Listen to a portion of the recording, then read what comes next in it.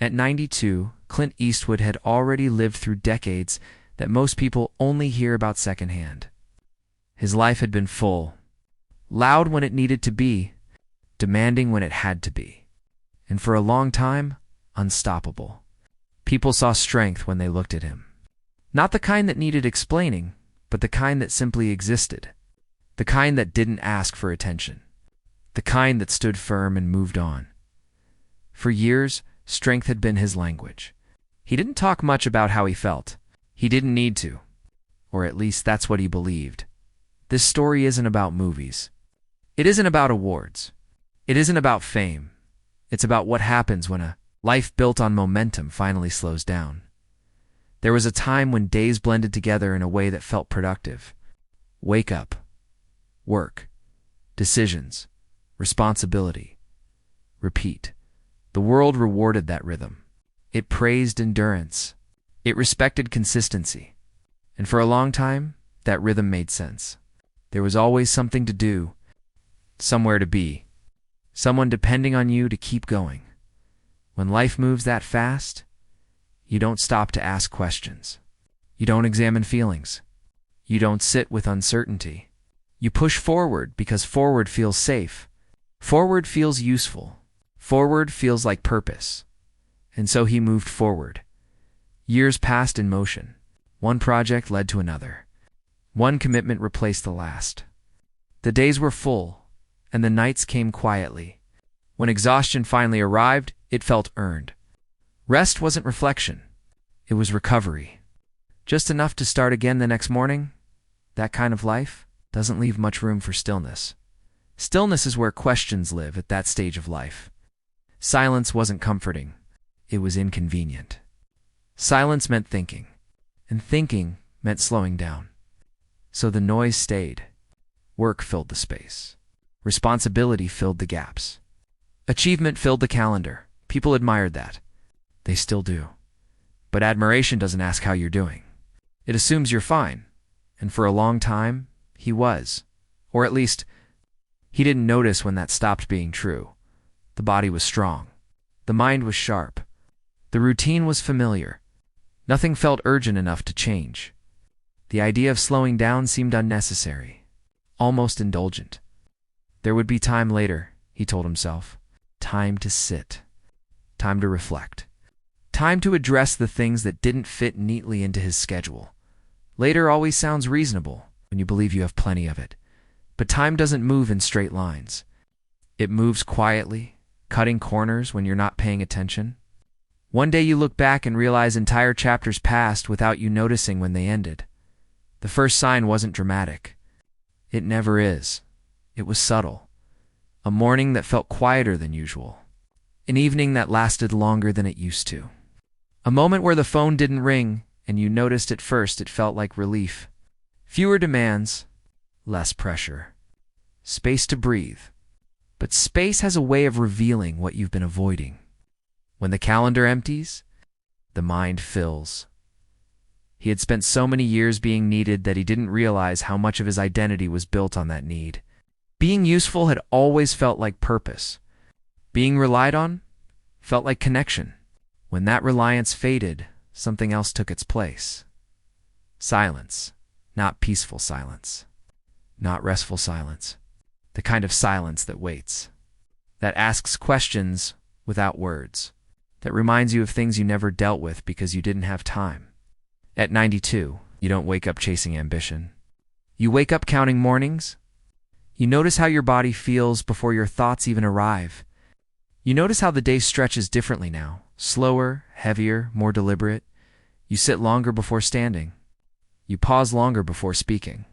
And in those pauses, memories slip in. Not the loud ones. Not the moments people talk about, the quiet ones, the conversations that ended too soon. The words you almost said but didn't. The moments you chose strength over honesty because it felt safer. Strength had always been reliable. It had carried him through uncertainty, through pressure, through responsibility. But strength doesn't teach you how to talk about what you feel. It teaches you how to endure, and endurance works until it doesn't. There's a generation of men who were raised to believe that silence was maturity. That restraint was dignity. That showing emotion meant losing control. They were taught to handle things internally, to keep moving, to stay steady. He was one of them. And for most of his life, that belief system served him well. It earned respect. It created stability. It built a reputation that didn't need defending. But as the years passed, something became clear. Being strong made people assume you didn't need anything. Being quiet made people assume you had nothing to say. And eventually, those assumptions became reality. You don't notice the shift at first. It happens in small interactions. Shorter conversations. Fewer questions. People checking in less often, not out of neglect, but out of habit. You had always been the one who didn't need checking on, so they stopped. That's when you realize that strength can create distance without meaning to. That independence, when practiced too long, turns into isolation. Not because people don't care, but because they don't know how to reach someone who never reaches back. At 92, these thoughts don't arrive with panic. They arrive with clarity. You don't feel rushed anymore. There's no deadline to meet, no image to protect, just an honest inventory of the life you lived and the parts you left unexplored. He didn't regret his work. He didn't regret his discipline. He didn't regret staying strong, but he began to question what strength had cost him. Not in money, not in success, but in closeness. There were people who had wanted more from him emotionally. Not more time, not more effort, just more words, more openness, more confirmation that what they felt mattered. At the time, he thought his presence was enough. That showing up was the same as speaking up. That consistency replaced communication. And maybe, in some ways, it did, but time changes the rules. What felt solid at 40 feels distant at 90. What felt unnecessary to say then feels heavy to hold now. And what you once dismissed as unimportant starts to feel unfinished. This is where the story truly begins.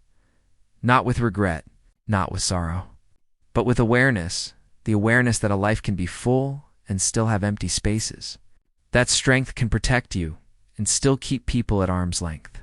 That silence can be both a shield and a wall. And once that awareness arrives, it doesn't leave, it waits. Awareness changes the way silence feels. Once you notice it, you can't ignore it anymore. Silence is no longer just the absence of sound. It becomes a presence. Something that follows you from room to room. Something that sits beside you when you wake up early and the house hasn't fully come alive yet. Something that waits for you at night when the day has finally run out of excuses. In earlier years, silence was rare. Life filled every corner.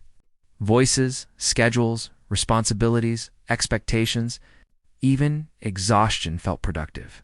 When you lay down at the end of the day, you earned your rest. Your mind shut down because it had no choice. Now, rest comes to easily. The body slows down before the mind is ready to. And when the body stops demanding attention, the mind takes over.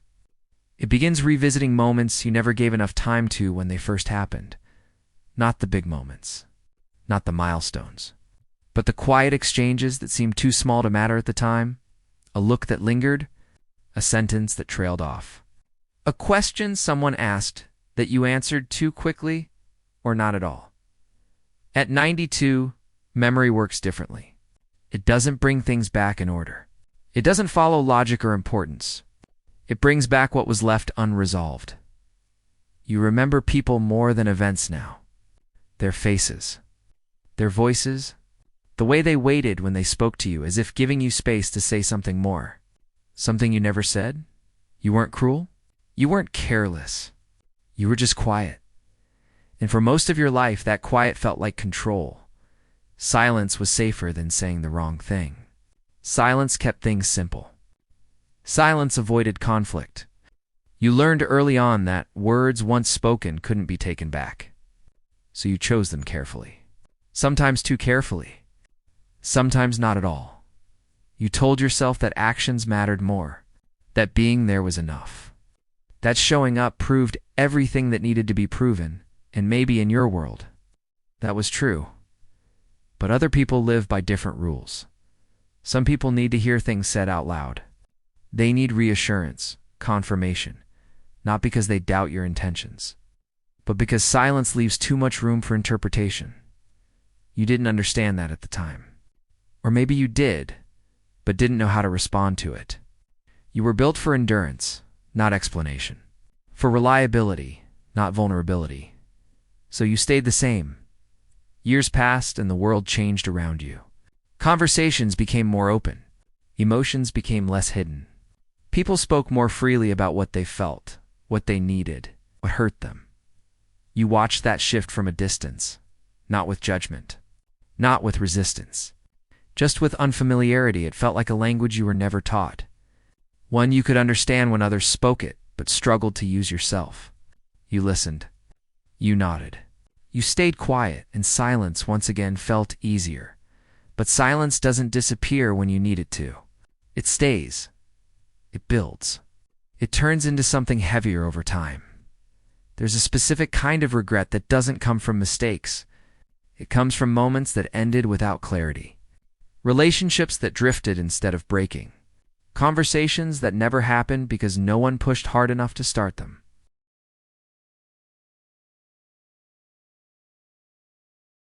Those are the ones that return late in life, not angrily, not accusingly, just persistently. You begin to see patterns you didn't notice before. How often you avoided difficult conversations. How often you assumed others understood you without you explaining yourself. How often you chose being composed over being honest. At the time, it felt like maturity. Now it feels like distance. Distance doesn't always mean separation. Sometimes it means being physically close but emotionally unreachable. Being present without being known. Being respected without being understood. That realization doesn't hurt the way people expect pain to hurt. It doesn't crash into you. It settles in quietly. Like a weight you carry without realizing how heavy it's become. You don't blame anyone for it. You can't. Everyone did the best they could with what they knew at the time. You did what you were taught. What worked. What made sense. But understanding doesn't erase the feeling. There are nights when you replay conversations differently now. You imagine what might have happened if you had paused a little longer. If you had asked one more question. If you had said, "This matters to me," instead of assuming it was already understood. Those thoughts don't come with the hope of changing the past. They come with acceptance that the past is finished, but its effects remain. People think loneliness comes from being alone. But the deepest loneliness comes from realizing that parts of you were never shared with the people who mattered. That you protected yourself so well that no one ever saw what was behind the walls. Strength built those walls. And strength kept them standing. But walls work both ways. They keep pain out. They also keep connection out. At this stage of life, you're not interested in tearing them down dramatically. There's no energy for that. No need for grand confessions or emotional performances. What you want now is understanding. Quiet, honest understanding. You start to see that strength and silence were never the same thing. You confuse them because they traveled together for so long, but they aren't identical. One can exist without the other. That's a difficult thing to accept late in life, because it means acknowledging that something important was missing, even if nothing was technically wrong. Your life wasn't a failure. It was full. But fullness doesn't guarantee completeness, and completeness is what you begin searching for now, not in others. In yourself, you ask questions you never asked before, not out loud, but internally. Questions about who you were beneath the roles you played, beneath the expectations you met, beneath the image you maintained. Who were you when no one was watching? The answer isn't simple. It isn't flattering or harsh. It's human, complicated, quiet. You realize that you weren't afraid of emotion. You were unfamiliar with it. You didn't reject it. You just didn't know how to carry it, and by the time you learned to recognize it, you had already spent a lifetime practicing silence. That's the truth. That sits with you now, not as regret that demands punishment, but as understanding that demands acknowledgement. This is where the story deepens. Because once you recognize what silence has taken, you begin to ask a new question. Not, what did I lose? But what can I still accept? That question doesn't have an immediate answer. It waits at a certain age. You stop arguing with your past, not because you suddenly agree with every decision you made, but because you finally understand why you made them. You see the younger version of yourself more clearly now, not as someone to judge, but as someone who was doing the best he could with what he knew at the time. That understanding doesn't erase the silence, but it softens it. You begin to accept that some things were never said because you didn't know how to say them, not because you didn't feel them. That difference matters. It changes the way you carry those memories. They no longer feel like accusations. They feel like lessons that arrived late but still arrived. Acceptance at this stage of life isn't dramatic. It doesn't come with big speeches or emotional releases. It comes quietly, the same way everything else does now. In small realizations, in calm mornings, in evenings where you no longer replay, every moment looking for a different ending. You understand that strength was never your enemy. Silence wasn't either. They just stayed in charge for too long. They protected you when you needed protection. They helped you survive when survival was the goal. But life changes its priorities as time passes. Survival becomes reflection. Reflection becomes honesty. And honesty becomes peace. You stop wishing you could go back and redo everything. You know that's not how time works. Instead, you focus on what remains. What's still possible. What still matters. What remains is clarity. Clarity about who you were. Clarity about who you became. Clarity about the cost of staying quiet and the value of understanding it. You no longer feel the need to explain yourself to others. That urgency is gone. What matters now is that you finally understand yourself. That you can look at your life without defending it or apologizing for it. You see that a full life doesn't mean a perfect life. It means a life lived according to the tools you had at the time. And sometimes those tools were limited. Sometimes they were incomplete. That doesn't make the life wrong. It makes it human. There's a calm that comes with that realization. A calm that doesn't need validation. A calm that doesn't seek approval. A calm that simply exists. You start noticing how differently you experience the world now. You listen more. You rush less. You allow moments to pass without needing to control them. Silence no longer feels like something to escape. It feels like something to sit with.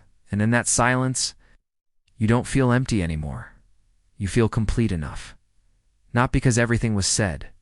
Not because every distance was closed. But because you finally understand why some things stayed unsaid. Understanding doesn't change the past, but it changes how the past lives inside you. You realize that it's okay to acknowledge what was missing without turning it into regret. It's okay to admit that strength had limits. It's okay to see that independence sometimes came at the cost of connection. Seeing those truths doesn't weaken you, it frees you. At this stage of life, freedom doesn't look like doing more. It looks like needing less. Less noise. Less explanation. Less pressure to be anything other than what you are. You sit with the life you lived and allow it to be exactly what it was. No edits. No corrections. No alternate endings. Just acceptance. And maybe that's the quiet thing that finally gets said. Not out loud. Not to anyone else. But to yourself, that you did what you knew how to do. That you stayed strong when strength was required. That you carried silence when you thought it was the right thing to do. And now, you don't need to carry it the same way anymore if you're listening to this and parts of it feel familiar. It's because this story doesn't belong to just one man. It belongs to anyone who spent a lifetime being reliable, steady, and quiet. Anyone who was taught to endure first and reflect later. If this story made you pause, take a moment and let me know in the comments. Share what part stayed with you. And if you want to hear more stories like this, stories about time, reflection, and the things we carry quietly, make sure to like this video and subscribe to the channel sometimes. The stories that matter most aren't the loud ones. They're the ones that stay with you after the silence returns.